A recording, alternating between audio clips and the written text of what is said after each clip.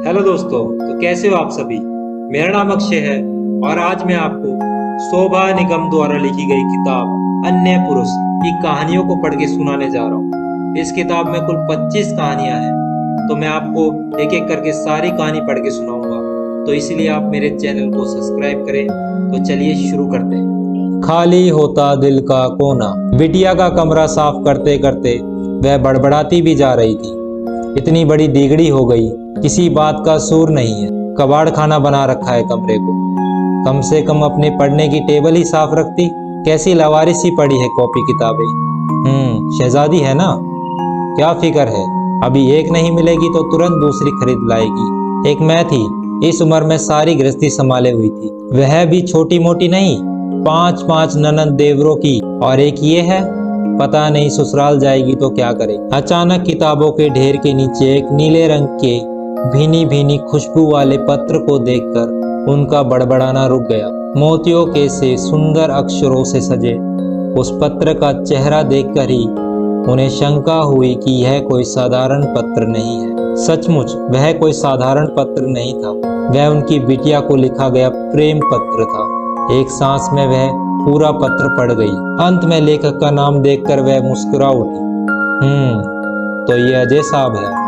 वैसे लड़का बुरा नहीं है, बल्कि अच्छा है कहना चाहिए। 2-1 बार उनके घर भी आ चुका है। शर्मीला सा खूबसूरत अजय, पता नहीं क्यों पहली ही नजर में उन्हें अच्छा लगा था।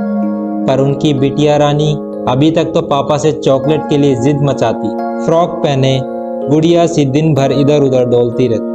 उनकी इस नकचड़ी बेटी से प्रेम आखिर उपजा कैसे हुआ, वह समझ नहीं पा रही थी। उन्हें तो विश्वास ही नहीं हो रहा था कि उनकी बेटी प्रेम का अर्थ भी समझती होगी। अचानक ही उन्हें 20 वर्ष पूर्व अपने जीवन में घटी घटना याद आ गई। सचमुच तब वह भी प्रेम का अर्थ कहाँ समझती थी। ओह, किस कदर चुपके से प्रेम ने प्रवेश किया था उनके तन मन में। पता नहीं कहाँ से पड़ोस में तब वहां नया नया चेहरा आया था। उसे देखते ही उनकी आंखें अपने आप झुक जाती थी, पर उसे देखे बिना उन्हें चैन भी तो नहीं मिलता था।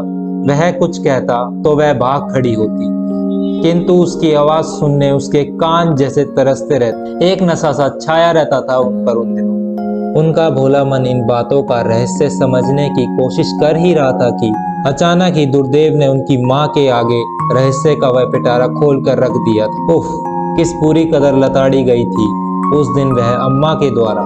आज भी उस घटना को याद कर वह सिहर उठती है। पता नहीं कौन सी कुकड़ी थी वह, जब उसने राह चलते वह पत्र उन्हें थमाया था। वह सोच भी नहीं पाई थी कि वह प्रेम पत्र हो सकता है, वरना कम से कम दरवाजा बंद करके ही उसे पढ़ती। पत्र पढ़ते पढ़ते उनका दिल तेजी से धड़कने लगा था। हाथ पैर बुरी तरह कांपने लगे। उन्हें डर लगा कहीं किसी ने देख लिया तो, पर दरवाजा बंद करने के लिए उठने लायक शक्ति भी नहीं बच रही थी उनके शरीर में। अचानक ही किसी ने झपट्टा मारकर वह पत्र छीन लिया। साक्षात यमदूत भी यदि आते तो उन्हें देखकर वह इतनी भयभीत नहीं होती जितना उस दिन माँ देखकर हुई थी। पर उस दिन तो अम्मा यमदूत से भी ज्यादा क्रूर हो गई। लात घूसे, जूते चप्पल और गालियां सभी एक साथ पड़ रही थी उनके नन्हे से तन मन पर। अच्छा हुआ जो उस दिन पिताजी घर पर नहीं थे, वरना वह तो शायद उनकी बोटी बोटी काट कर फेंक देते। माँ ने बात तो पिताजी से छुपा ली थी, पर दूसरे ही दिन उन्हें गांव के पुश्तैनी मकान ले जाया गया। 24 घंटे उनकी चौकसी करती, साथ में उनका बड़बड़ाना भी जारी रहता। बित्ते भर की छोकरी की हिम्मत तो देखो।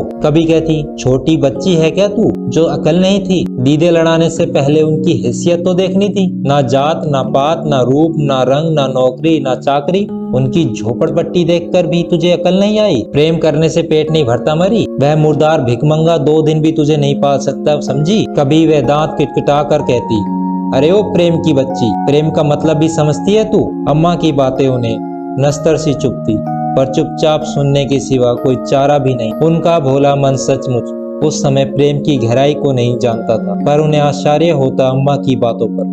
वह सोचती, प्रेम भी क्या कोई सोच समझकर करने की चीज है। प्रेम करने से पहले क्या प्रेमी की जात पात, रूप रंग और हैसियत देखना चाहिए? नहीं नहीं, प्रेम किया कहाँ जाता है, वह तो अपने आप हो जाता है, फिर रोके नहीं रुकता और पत्थरों को तोड़कर बहने वाले निर्जर सा फूट ही पड़ता है। तब ये सब बातें वह मन ही मन सोचती थी। माँ से इनमें का एक भी शब्द नहीं कहती, कह भी नहीं सकती थी। वह जमाना आज का सा कहाँ था। जो आज का सा होता तो शायद उनकी नियति कुछ और ही हो। वह ठीक से नहीं जान पाई। बस एक रात भैया को फुसफुसाते हुए सुना था, ठिकाने लगा दिया है मैंने उसे अम्मा, अब तुम निश्चित हो जाओ। उस रात फिर आंसुओं के साथ उनका रत जगा हुआ। दूसरे दिन अम्मा कुछ ठंडी थी, शायद इसलिए कि पिताजी उसकी शादी तय हो जाने की खबर लाए थे। तकदीर ने फिर उन्हें कुछ देने की कंजूसी नहीं की। धन दौलत, स्नेह, प्रेम, मान सम्मान सब कुछ उन्हें ससुराल में मिला, किंतु आज भी उन्हें अपने उस प्रथम क्षणिक प्रणयोन्माद के सामने ये सब कुछ तुच्छ लगता है। दिल का कोई कोना खाली खाली सा लगता। अचानक एक घंटी की आवाज से वह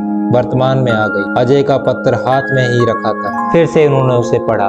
आज अपने स्थान पर अपनी बिटिया को खड़ा देख उन्हें कुछ विचित्र सा लगा, पर उन्होंने तुरंत प्रतिज्ञा की वह इतिहास को नहीं दोहराएगी। अजय, ये ताब्दी उनकी बिरादरी का नहीं है, हैसियत भी उनकी साधारण ही लगती है, पर वह उन्हें जरूर राजी कर ले। कितना तो प्यार करते हैं अपनी बेटी को, जरूर उनका मन नहीं तोड़ पाएंगे। पत्र को यथास्थान रखी वह मीठे मीठे सपने देखने लगी। उन्हें लगा जैसे एक लंबे समय से खाली पड़ा उनके दिल का कोना धीरे धीरे भर रहा है।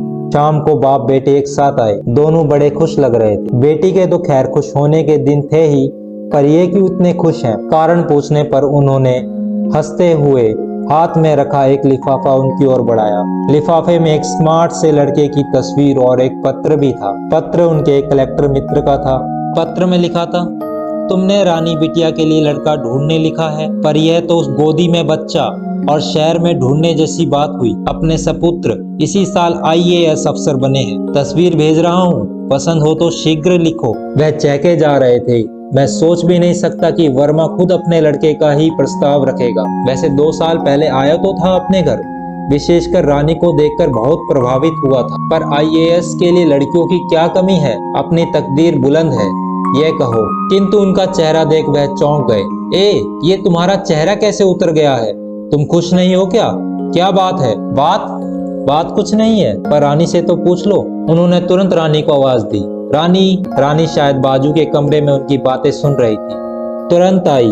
पत्र पर सरसरी निगाह डाल तस्वीर को ध्यान से देखते हुए उसने कहा, नॉट बैड पापा। पर उत्साहित हो वह तुरंत कह उठी, कहो बेटी, जो तुम्हारे मन में हो बेझिझक कहो। तुम्हें कोई और पसंद है क्या? पहलू बदलते कुछ बेचैनी से रानी ने कहा, हाँ अम्मा, पर मैंने अभी कुछ निश्चित नहीं किया है। अच्छा, मैं अभी 1 मिनट में आई। दूसरे ही पल एक तस्वीर अपने पापा के हाथ में थमाते रानी ने तस्वीर वाले का परिचय दिया। पापा, ये हरीश कापड़िया है, अपने शहर के प्रसिद्ध उद्योगपति श्री मूलचंद कापड़िया के इकलौते वारिस। देखने में भी हैंडसम है, मुझसे शादी में इच्छुक हैं।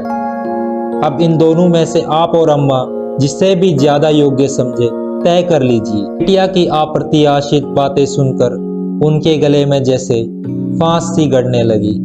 मुश्किल से वह बोल सकी, रानी, और वह अजय, उसने तुमसे कुछ कहा क्या अम्मा? पागल है, मैंने उसे थोड़ी सी लिफ्ट क्या दी, वह तो पीछे ही पड़ गया। शादी का प्रस्ताव रखते समय उसे कम से कम अपनी हैसियत का ध्यान रखना चाहिए ना अम्मा। मम्मा बेचारी क्या जवाब देती। उन्हें लग रहा था कि सुबह भरता हुआ उनके दिल का खाली कोना अब फिर खाली हो रहा है, बल्कि कुछ ज्यादा ही खाली हो रहा है। तो उम्मीद करता हूँ आपको ये कहानी पसंद आई होगी। अगर पसंद आई है तो हमारे चैनल को सब्सक्राइब करें।